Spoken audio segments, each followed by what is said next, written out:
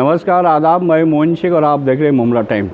दोस्तों, इस वक्त पूरी दुनिया के अंदर अगर कोई मज़हब सबसे तेज़ी से फैल रहा है तो वह है मज़हब इस्लाम।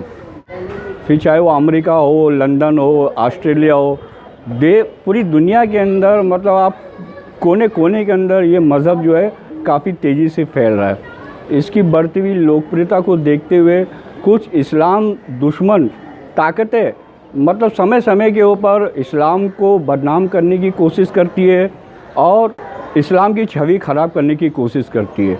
लेकिन हम आपको बता दें कि अल्लाह ने इस्लाम के अंदर एक ऐसी लचक पैदा की है कि जब जब इस्लाम को मतलब दबाने की कोशिश की जाती है या मुसलमानों को दबाने की कोशिश की जाती है तो उतनी तेज़ी से ये मज़हब जो है और फैला है और इसकी लोकप्रियता बढ़ी है। आज के माहौल में भी कुछ मुस्लिम दुश्मन ताकतें हैं जो इस्लाम को बदनाम करने के लिए मतलब समय समय पे कोई ना कोई मतलब प्रोपेगेंडा इस्तेमाल करते रहते हैं, तरह तरह की वाहियात हरकतें करते रहते हैं। और आज फिर इस समय भी मतलब इस्लाम दुश्मन ताकतों ने मतलब एक घटिया हरकत की है इस्लाम को बदनाम करने के लिए। एक फ़िल्म बनाई है पैगंबर हज़रत मोहम्मद सल्लल्लाहु अलैहि वसल्लम की ज़िंदगी के ऊपर, जिसका नाम है Muhammad the messenger of God. इस फिल्म को पूरे भारत में रिलीज़ करने की पुरजोर तरीके से तैयारी चल रही है। हम आपको बता दें कि इस फिल्म को लेके पूरे देश के अंदर जो मुस्लिम समाज है वो काफ़ी क्रोध में है और वो इस फिल्म का लगातार विरोध कर रहा है। मुस्लिम समाज का कहना है कि इस फिल्म का पूरे भारत में कहीं पे भी मतलब इस फिल्म को रिलीज़ नहीं होना चाहिए। बात अगर हम महाराष्ट्र की करें तो पिछले दिनों जो महाराष्ट्र के चीफ मिनिस्टर माननीय उद्धव साहब ठाकरे, उनके पास रज़ा एकेडमी के कुछ ज़िम्मेदार लोग पीर तरीक़त हज़रत मोइन मियाँ की क़यादत में मतलब जाके उद्धव ठाकरे साहब से मुलाकात की और उनको मेमोरेंडम देके उनसे ये आग्रह किया कि इस फिल्म को महाराष्ट्र में बैन होना चाहिए। ये फिल्म महाराष्ट्र में तो बैन कर दी गई, लेकिन पूरे देश में अभी इसको रिलीज़ होने की तैयारियां चल रही है। क्या सोचते हैं मुमरा कौसा के मुसलमान इस फिल्म को लेके, इसके विरोध में मुमरा कौसा के मुसलमानों को क्या कहना है, आइए हम आपको।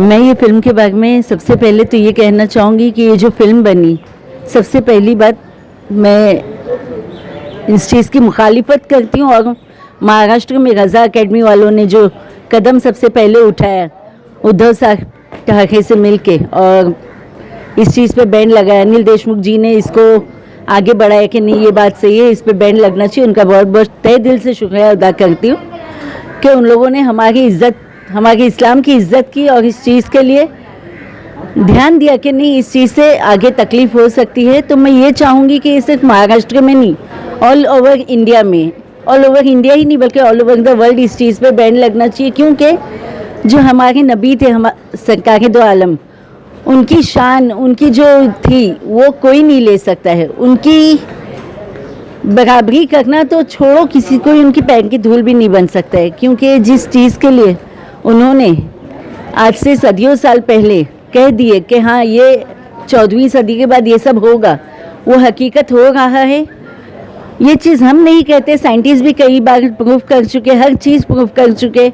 जो उन्होंने कहे कि ये कहना है, ये करना है, ऐसे उठना है, जितनी सुन्नतें उन्होंने बताई, बैठ के पानी पीना है, सुबह नहा पेट पानी पीना है, ये सब साइंस प्रूव हो चुका है साइंटिफिकली कि ये जो कही गई है बातें इस्लाम में ये सब हकीकत है और होना चाहिए। तो जिनकी शान में हम लोग जिनकी सुन्नतों पे चलते आए हैं, हम किसी से ये नहीं कहेंगे कि हम आप उनको मानो, लेकिन कम से कम हम ये रिक्वेस्ट करेंगे कि प्लीज़ मेहरबानी करो उनके नाम से कोई भी फिल्म नहीं बनाओ। फिल्म क्या, मैं तो एक झलक भी उनके नाम से, क्योंकि उनकी शान जो है वो सारी दुनिया से अलहदा। अल्लाह ताला से बढ़ के तो कोई नहीं है, अल्लाह के बाद अल्लाह के रसूल है जिनको हम मानते हैं, और उनके बारे में फ़िल्म बनाना बिल्कुल इस्लाम के ख़िलाफ़ है। मैं ये समझती हूँ अगर ये फिल्म बनी तो मुस्लिम समाज में बहुत ज़्यादा आक्रोश हो जाएगा और लोगों में जो फिल्म रिलीज़ करेगा उसके बारे में गलत ख्यालात जाएंगे। तो मैं ये चाहूँगी कि ये फिल्म ना बने, इस पर बैन लगे। बन तो चुकी है ये 2015 ईरान में, मैंने कुछ मालूम की, लेकिन जिन्होंने घटिया हरकत की है मैं उनके मुखालिफ हूँ एकदम, और मैं चाहूँगी कि आगे फिल्म आगे रिलीज़ भी नहीं हो और बैन लग जाए। अफजल भाई क्या कहना चाहेंगे आप? एक बार फिर इस्लाम मुखालिफ ताकतों ने एक घटिया हरकत की है, एक फ़िल्म बनाई है पैगंबर हज़रत मोहम्मद सल्लल्लाहु अलैहि वसल्लम के ऊपर, और उस फिल्म को रिलीज़ करने की तैयारियां हो रही है पूरे देश के अंदर। माहौल काफ़ी ख़राब होते जा रहा है, लोगों मुस्लिम खासकर मुस्लिम समाज के अंदर काफ़ी आक्रोश देखा जा रहा है।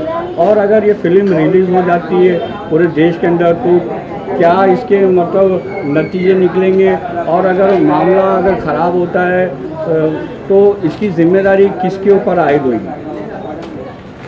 सबसे पहले तो कहना चाहूँगा मैं कि जो फिल्म बनी है Muhammad the messenger of God, ठीक है, तो दुनिया जानती है कि मोहम्मद अल्लाह के मैसेंजर है और उन्होंने अपनी ज़िंदगी में क्या कुछ नहीं किया वो दुनिया जानती है। आज मैं बताना चाहूँगा कि जिन लोगों ने फिल्म बनाई है उनकी मंशा क्या है, उनके इरादे क्या है, ये हम अच्छी तरह से जानते हैं कि उनके इरादे नेक नहीं हैं। आज पूरे देश भर में जो माहौल चल रहा है मुसलमानों के खिलाफ किस तरह माहौल चल रहा है दुनिया जानती है। मॉब लिंचिंग हो रही है, धर्म के खिलाफ मस्जिदों को तोड़ा जा रहा है और धार्मिक स्थानों को तोड़ा जा रहा है। इस तरह से मुसलमानों को किस तरह परेशान किया जाए, कोई भी ऐसा मौका छोड़ा नहीं जा रहा है। और जब से, मैं तो खुले अल्फाज में कहूँगा, जब से ये सरकार आई है भगवाधारियों को जैसे एक छूट सी मिल गई है, चाहे वो एक आम जनता के रूप में हो या तो सनअतकार के रूप में हो या तो फिल्मकार के रूप में हो। अब इन्होंने इस शोबे को भी नहीं छोड़ा है कि मुसलमानों को किस तरह से टारगेट किया जाए। ये एक किस्म का टारगेट है मुसलमानों के खिलाफ में। आज मैं इस न्यूज़ के माध्यम से जनता को भी बताना चाहूँगा और सरकार को भी बताना चाहूँगा और जितने भी इस क्षेत्र के अंदर लोग हैं बताना चाहूँगा कि आज लॉकडाउन है। लॉकडाउन के चलते आज मुसलमान अपनी अपनी जगह पर बैठा है।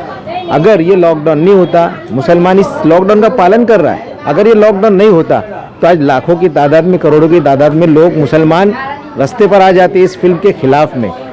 मैं शुक्र अदा करता हूँ महाराष्ट्र सरकार का जिसने इस फिल्म पर बैन लगाई, खासकर उद्धव ठाकरे साहब ने। इन्होंने मुसलमानों की और इस्लाम की इस भावनाओं को समझते हुए, ध्यान में रखते हुए, उनके जज्बात को समझते हुए इस फिल्म पर बैन लगा दिया। मैं बहुत कदर करता हूँ। हकीकत में ऐसा सीएम हमारे महाराष्ट्र को मिला है कि वो हर किसी की भावना को, हर किसी के धार्मिक स्थिति को समझते हुए इस फिल्म पर बैन लगाई है। और मैं चाहूँगा कि मोदी सरकार भी इस फिल्म पर बैन लगाए। ऐसा सुनने में आया कि पूरे देश भर में इस फिल्म को लगाने की कोशिश की जा रही है और ये लगा भी देंगे क्योंकि आमतौर से मैं जानता हूँ ऐसा कि सरकार भी इसके पीछे हो सकती है, बोल नहीं सकते, मगर मैं चाहूँगा कि सरकार इस चीज़ को हाथ में ना लेते हुए, इस चीज़ को मुसलमानों के जज्बात से ना खेलते हुए इस फिल्म पर बैन लगाए, वरना इसके परिणाम क्या होंगे कुछ बोल नहीं सकते। क्योंकि मुसलमान आप सल्लल्लाहु अलैहि वसल्लम से अपनी जान से ज़्यादा, अपने माँ बाप से ज़्यादा मोहब्बत करता है और उनकी शान में कोई गुस्ताखी पसंद नहीं करेगा। तो मैं चाहूँगा कि सरकार इस फिल्म पर बैन लगाए और हिंदुस्तान के माहौल को ख़राब होने से बचाए। वाइद भाई क्या कहना चाहेंगे आप? एक फिल्म बनी है Muhammad the messenger of God, इस फिल्म को लेके मतलब पूरे देश के अंदर मुस्लिम समाज में काफ़ी आक्रोश देखा जा रहा है और इस फिल्म को रिलीज़ करने की तैयारियां जोर शोर से चल रही है।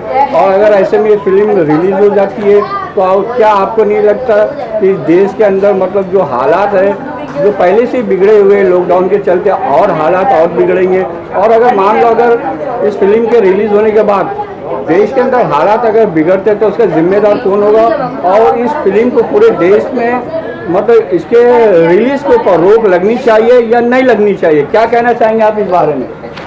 पहले तो मोइन भाई, सबसे पहले जो मैं जुमला ये शुक्रिया अदा करना चाहूँगा ये रज़ा अकेडमी वालों का, जो उन्होंने इस सुलगते हुए मुद्दे को उठाया और जो आप सल्लल्लाहु अलैहि वसल्लम के ज़िंदगी पर जो फिल्म बनी उसके खिलाफ उन्होंने कदम उठाए। एक मेमोरेंडम हमारे उदय जी को सीएम साहब के पास पहुंचाए, लेके गए।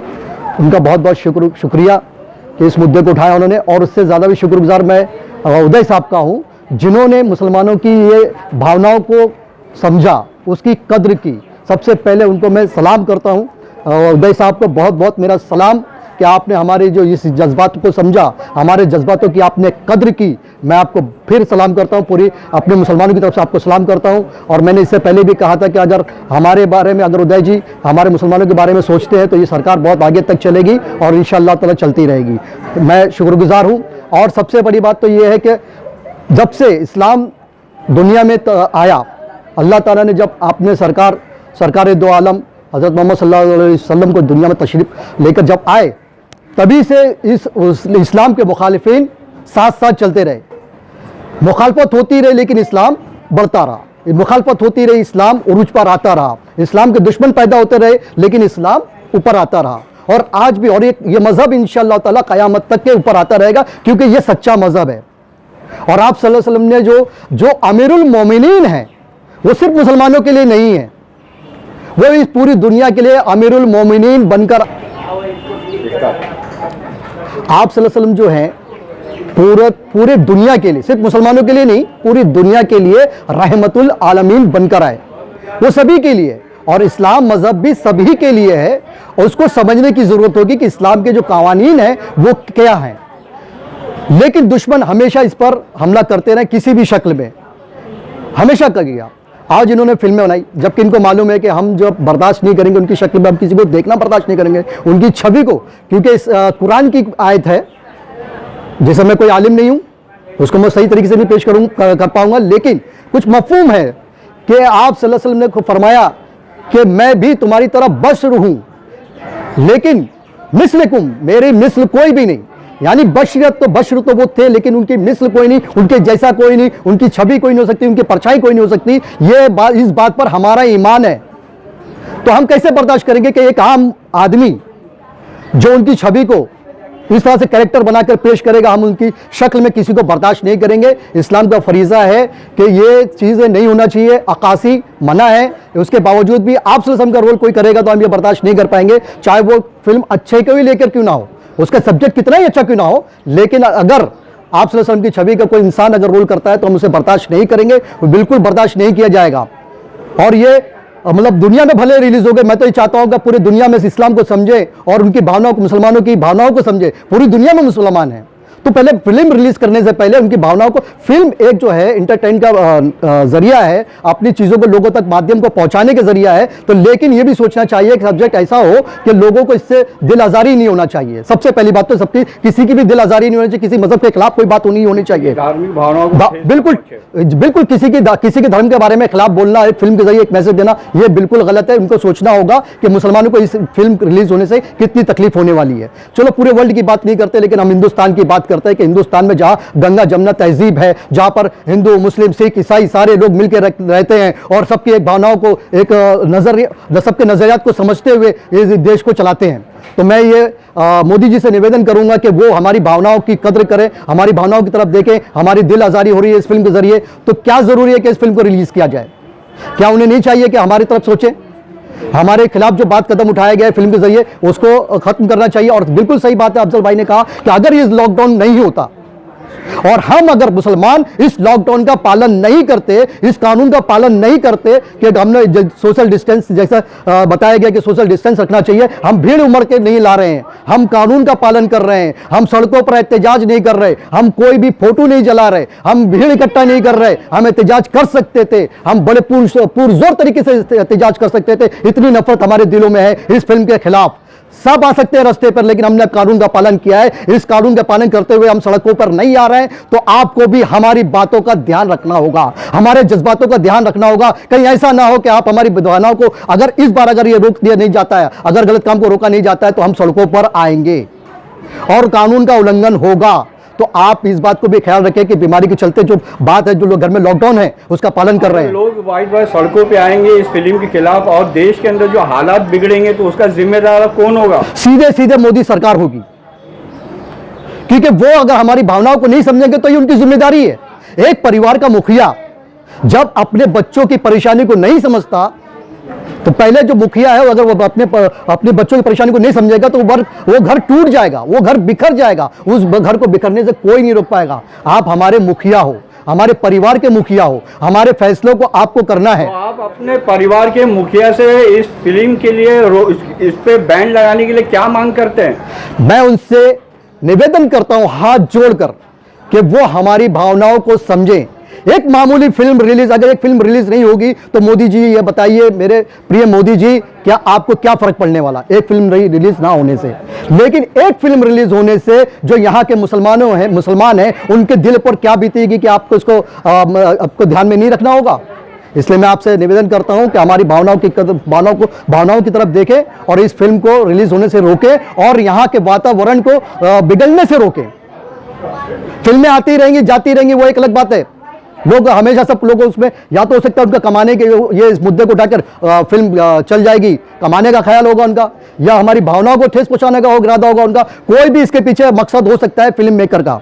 लेकिन हम आपसे हाथ जोड़ के विनती करते हैं कि हमारे हिंदुस्तान में इस तरह की फिल्में किसी भी मजहब के बारे में ऐसी कोई फिल्म रिलीज नहीं होनी चाहिए जिससे मजहब का ताल्लुक हो और मजहबी लोगों को उससे नुकसान पहुंचे, उनकी भावनाओं को ठेस पहुंचे। इस बात का ध्यान रखना होगा मोदी सरकार को, हमारी सरकार को। यही डेमोक्रेसी है, यही गंगा जमुना तहजीब है, इसका ध्यान रखना होगा मोदी जी को। यही मैं कहना चाहूँगा।